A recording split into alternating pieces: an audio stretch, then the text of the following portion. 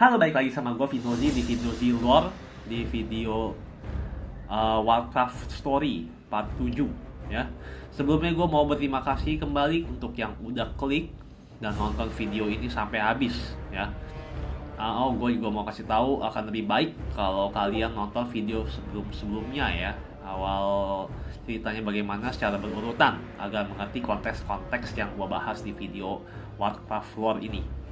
Oke, tanpa berlama-lama lagi kita mulai aja video kali ini, yaitu tentang Warcraft 3. Let's begin the video.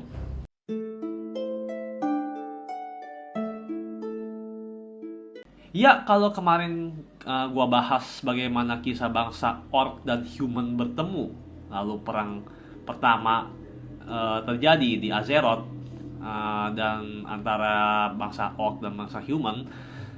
Kali ini gue akan bahas latar belakang selanjutnya ya, yaitu setelah terjadinya perang kedua atau Second War.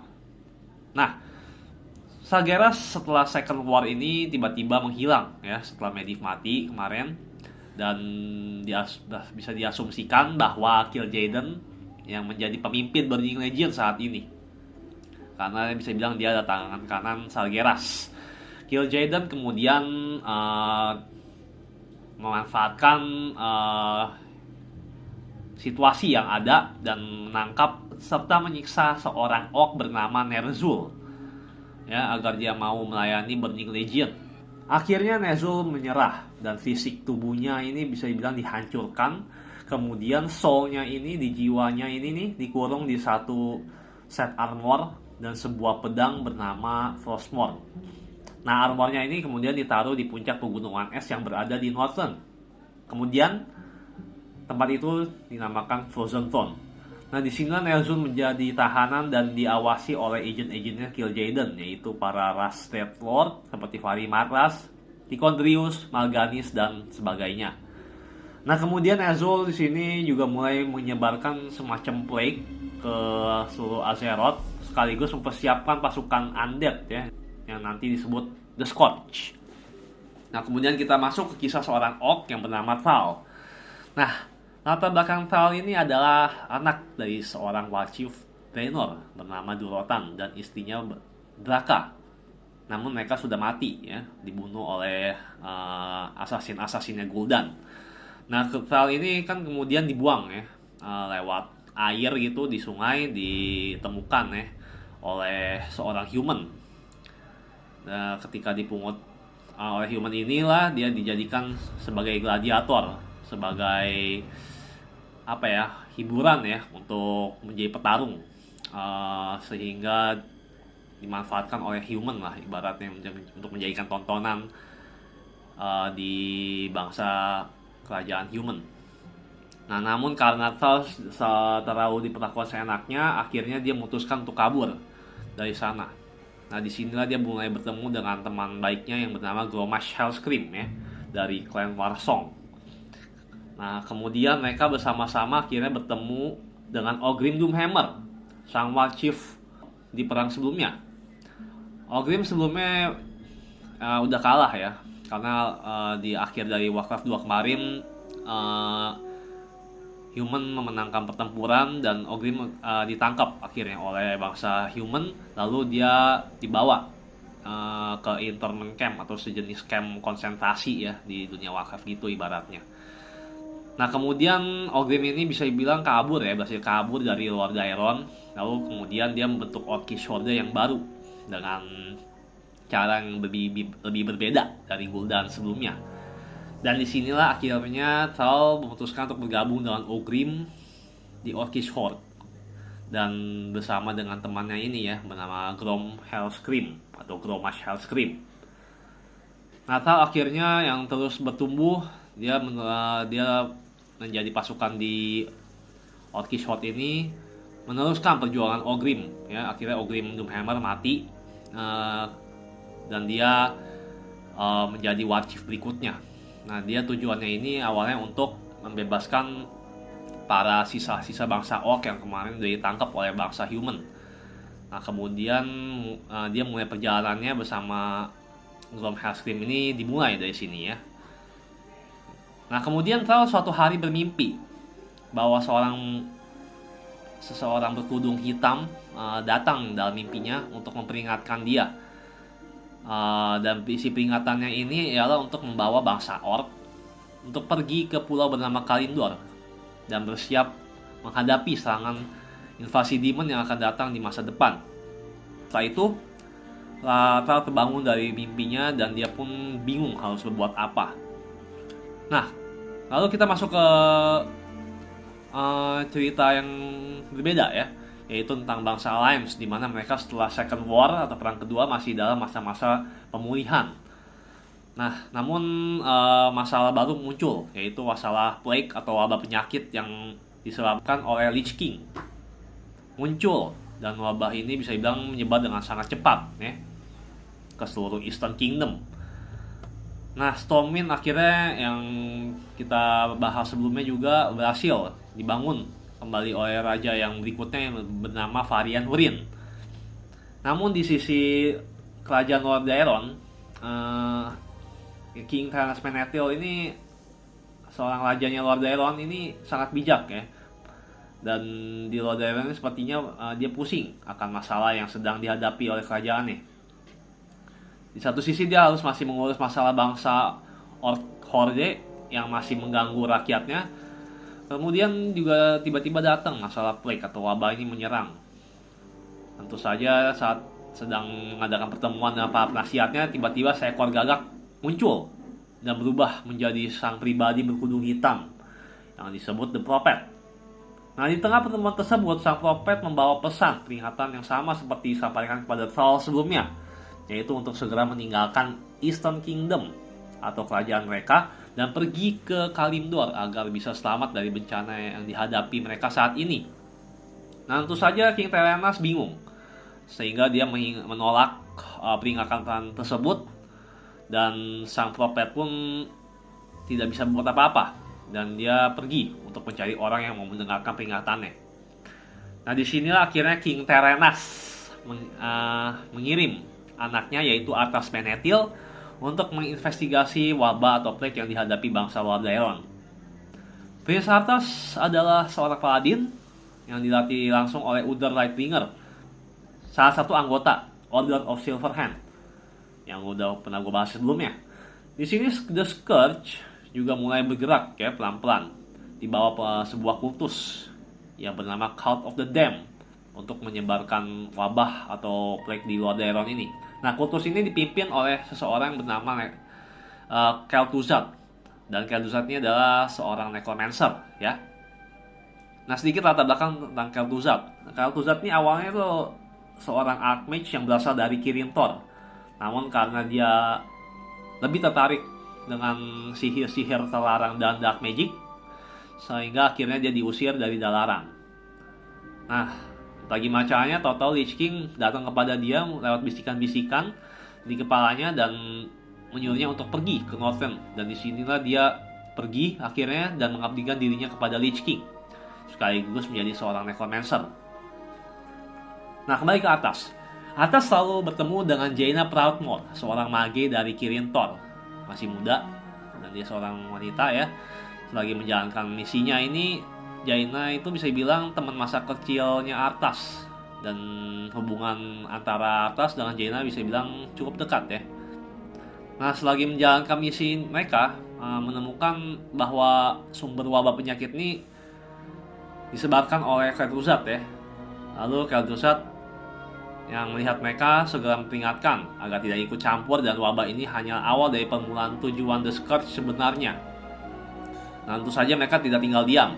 Arthas dan Jaina segera mengalahkan Kel'Thuzad, dan akhirnya Arthas dan Jaina mengetahui bahwa Kel'Thuzad ini dikirim oleh seorang Dreadlord bernama Mal'Ganis untuk menyebarkan wabah ini.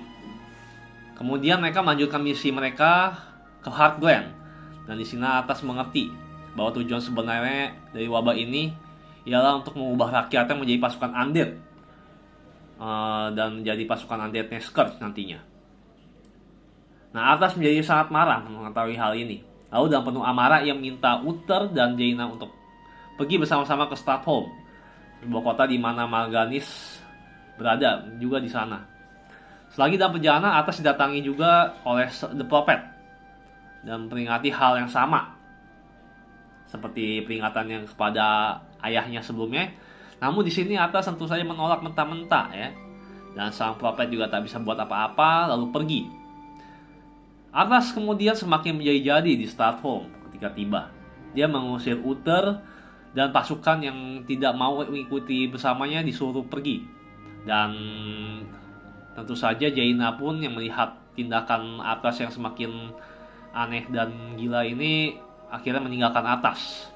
Karena dia juga tidak setuju ya dengan caranya ini. Nah setelah itu Atas akhirnya menjalankan misi ini sendiri, menemukan Mal'Ganis, dan akhirnya di sini tragedi pun dimulai ya, di mana Atas melakukan pembantaian terhadap rakyatnya sendiri. Karena bagi Atas, dia tidak akan mungkin membiarkan rakyatnya menjadi pasukan undead, sehingga dia lebih baik mati di tangan dia daripada jadi undead pasukannya. Nah, Mal'Ganis pun akhirnya kabur dan menantang Atas untuk menghadapinya kembali di Northern. Tentu saja Atas dengan amarahnya bersumpah akan terus membunuh Mal'Ganis sampai mati. Lalu tanpa berlama-lama lagi, ia segera mempersiapkan dirinya untuk pergi ke Northern. Nah, setibanya di Northern, Atas bertemu dengan Muradin, yang ternyata dia juga terjebak di Northern dan tidak bisa kembali. Awalnya Muradin mengira bahwa Atas datang untuk menyelamatkannya, tapi ternyata Atas tidak tahu menahu tentang hal ini. Dan Muradin akhirnya menceritakan sedang apa dia di Northern, dan akhirnya Muradin memberitahu bahwa dia dan ekspedisinya sedang mencari pedang yang sangat kuat bernama Frostmourne ini ya. Nah Atas tentu saja tertarik dan langsung menginginkan senjata ini untuk mendapatkan kekuatan agar dia bisa mengalahkan Mal'Ganis. Dan bersama-sama dengan Muradin ia pergi akhirnya ya, pergi mencari pedang tersebut. Nah, mereka akhirnya berhasil menemukan pedang tersebut di sebuah gua. Pedang ini juga dijaga oleh seorang penjaga. Sebenarnya itu berusaha melindungi, tapi bukan melindungi pedang tersebut, namun melindungi orang-orang yang mencoba mengambilnya.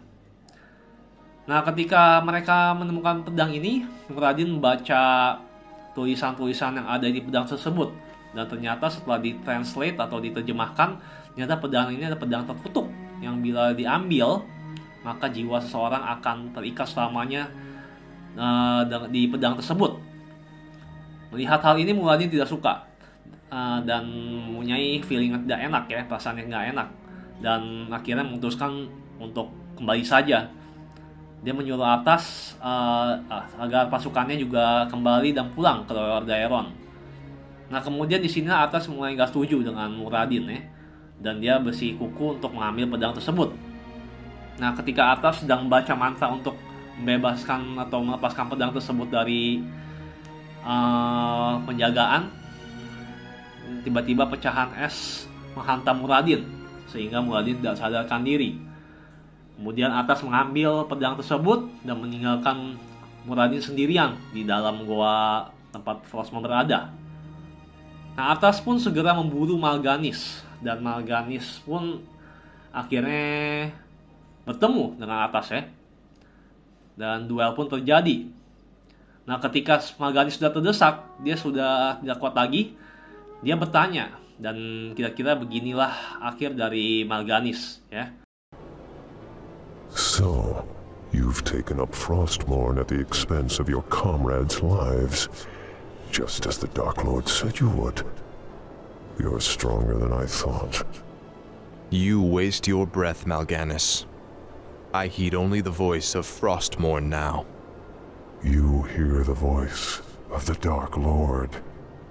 He whispers to you through the blade you wield. What does he say, young human? What does the Dark Lord of the Dead tell you now? He tells me that the time for my vengeance has come. What? He can't possibly mean to...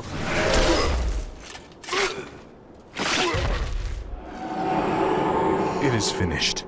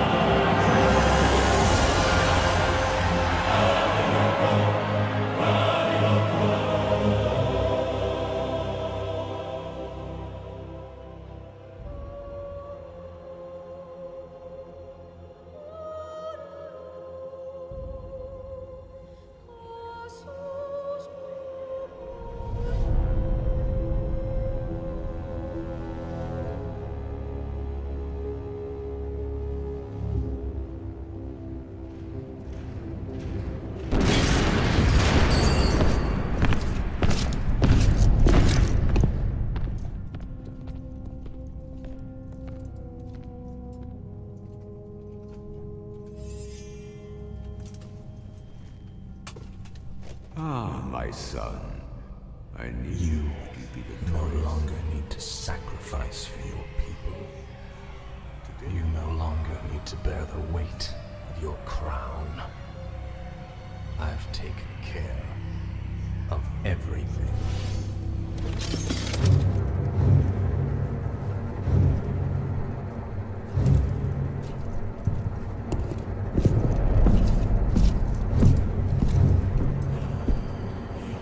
What is this?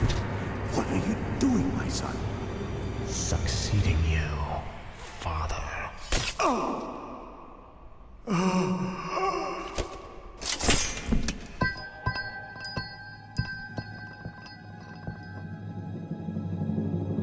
This kingdom shall fall, and from the ashes shall arise a new order that will shake the very foundations of the world. Ya, jadi begitulah akhir cerita dari keruntuhan ya, kerajaan Lord Dairon. Dan tidak disangka-sangka ternyata Ataslah yang menjadi penyebab hancurnya kerajaannya sendiri, atau dia menjadi agen kehancuran kerajaan Lord Dairon dengan cara membunuh rakyatnya sendiri dan membunuh ayahnya sendiri. Ini benar-benar kisah yang sangat tragis ya. Dan disinilah Atas menjadi Death Knight yang pertama kalinya di dunia Warcraft. Kemudian Atas menjadi pelarian dan diburu oleh satu kerajaan Lord Dairon, yaitu kerajaannya sendiri ya. Ya, jadi kira-kira itu untuk video kali ini di part 7, dan gua akan lanjutkan kisah Atas yang selanjutnya, bagaimana dia dikejar-kejar dan misi barunya pun dimulai ya di video berikutnya. Semoga kalian suka dengan video ini. Jangan lupa untuk like, comment, dan subscribe. Vinozi sign out. Bye bye.